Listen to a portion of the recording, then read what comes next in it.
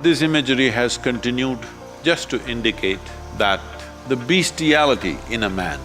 Even modern neurology recognizes that one part of your brain is that of a reptile. There is evidence to show that the reptilian brain can become more transparent and starts communicating with the outside part of the brain. Namaskaram, Sadhguru. I want to know what is the significance of the form of Mahishasura at the feet of Linga Bhairavi and the That means a man was killed by a woman. and the bull form at the sides of the yantra. Do you understand the question?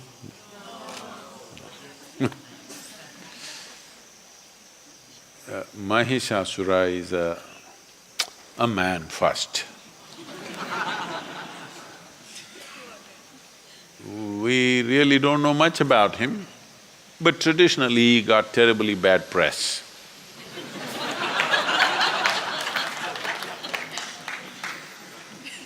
So he was supposed to be bad. And Devi killed him. And his vehicle, poor guy, maybe he couldn't afford a horse, so you used a buffalo. And not only he was slaughtered, even his buffalo. Buffaloes can fight. So, in the past, certain people rode buffaloes because in a fight, a buffalo is much better than a horse. Horse is taller, that's the only advantage, that if you are a good fighter. But buffalo, if you train them well and if you keep them well nourished, they can rampage through crowds. So buffalo was a good one. And of course in India people used elephants to fight. He used a buffalo. This imagery has continued just to indicate that the bestiality in a man, the beastly nature, the animal nature in a man, because you didn't drop from heaven as some people believe, you evolved. The qualities of an amoeba, an earthworm, a grasshopper, a buffalo, every kind of beast that evolution went through, elements of those qualities are still with you. Yes, sir, you know. They're still with you.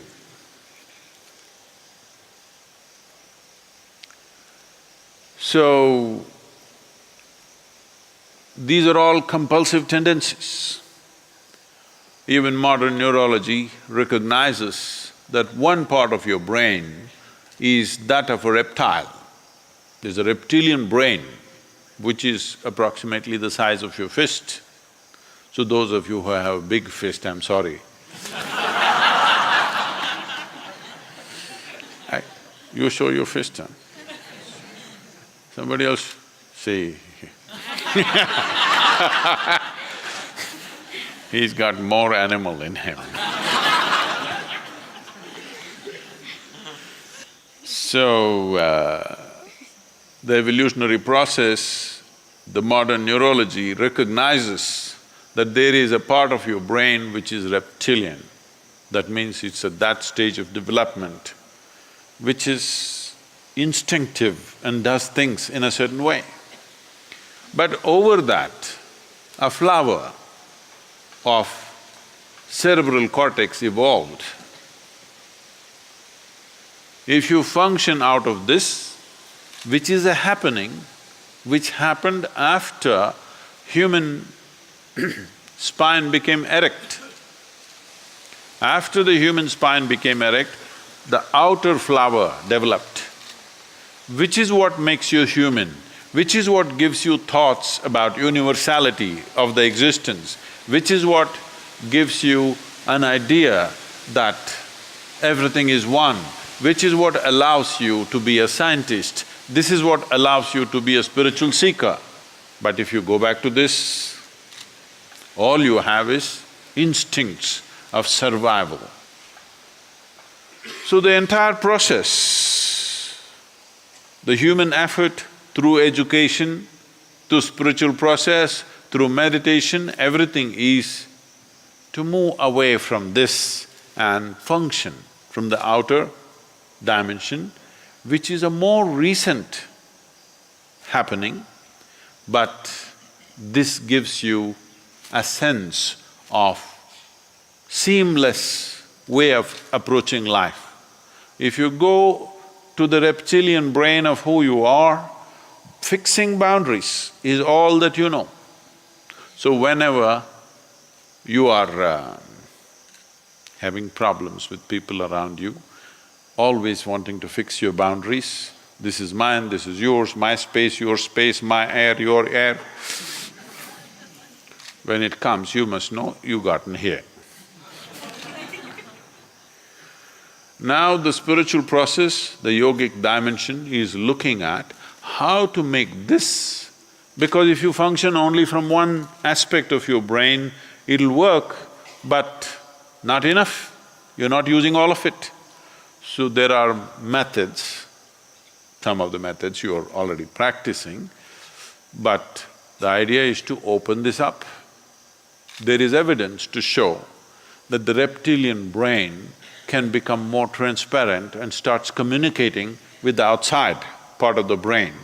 There are experiments, there are studies which show that with certain practices of meditativeness, reptilian brain, which is always about fixing boundaries, will begin to communicate with the outer part of the cerebral cortex and it function as one brain.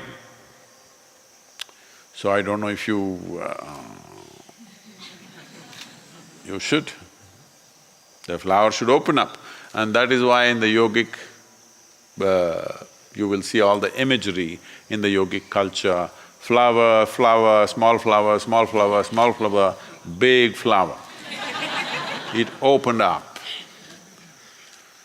If it opens up, now human intelligence is functioning in a very unifying way, not in a divisive way, not in a way that you will become exclusive, you will become inclusive. Inclusiveness is not a philosophy. Inclusiveness is the nature of the existence. No other creature is able to realize this. They're all busy fixing boundaries. The dog is peeing all over the place, not because of urinary problems, but he's establishing a kingdom, pea kingdom, of course. Human beings are not any different. They're doing the same things in a different way. This is mine, that is mine, that is mine, that is mine. Fixing a kingdom, when it's possible, push it a little bit. When it's possible, push it a little bit. Not possible, put the wall. Happening all the time. So, the imagery or the symbolism is that beast has been killed and put down. That is the symbolism of Mahishasura and his buffalo, dead and down. This means you are big flower. And Navaratri is coming now. That means Navaratri literally means 9 nights. Why this Navaratri is? Every month, after the no moon day or the new moon day as it's called here, or the Amavasya, after that, days are counted. 9th day is called Navami, that means 9. 9th day it is. These 9 days are considered feminine. Out of the 28 days, 1.5 days or nearly 30 to 36 hours is a neutral time when the full moon is on. So 27 days or the days which are calculated in a certain way. 27 days or 27 is significant with reference to the solar cycle also. So 1/3 of it is called the feminine part of the month, the 9 days. The remaining 18 days are masculine in nature. So when the feminine is on, the Devi's thing is on, so that is why in the tradition, up to Navami, all the worship is for the Devi. After that, things will change. Particularly in the tradition that comes from Kashmir, which is a very strong feminine worshipping culture, I'm talking about the past.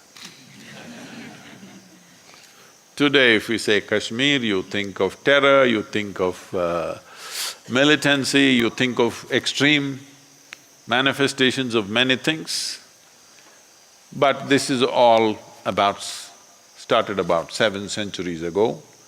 Before that, and even after that, for quite some time, Kashmir was a very strong Devi process and very feminine-oriented practices, very powerful things were done. There are every Navami, that is every 9 days in this 12 months that is going on, they're dedicated to different Devis.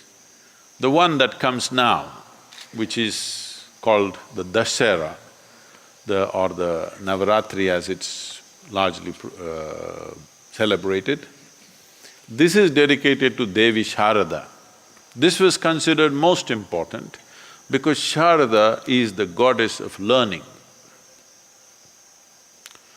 So among the various things that a human being can do, this tradition held learning as the most important that a human being can do. He can fight, he can win, he can conquer, he can run. But the most important thing that a human being can do is they can learn. That is the significant aspect of who we are. Other creatures can run faster than us, they're stronger than us, they can do many things that we cannot do, but they can't learn like us. So this Navaratri, which is coming now, end of September, or no, beginning of October, I think, is dedicated to Sharada Devi, the goddess of learning, because this is unique to us. This is the pride of being human, that you can learn just about anything. If you're willing, you can learn. Even if they are willing, the other creatures cannot learn.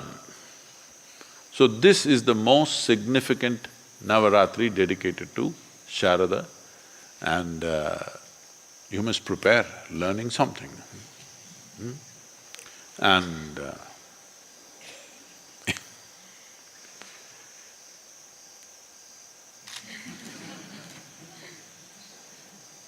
either you must open up or she will slay you. She'll put you down there. The symbolism is also this, that when masculine exists by its own nature, it naturally lives instinctively. That means this. Only when feminine enters, it can become little open.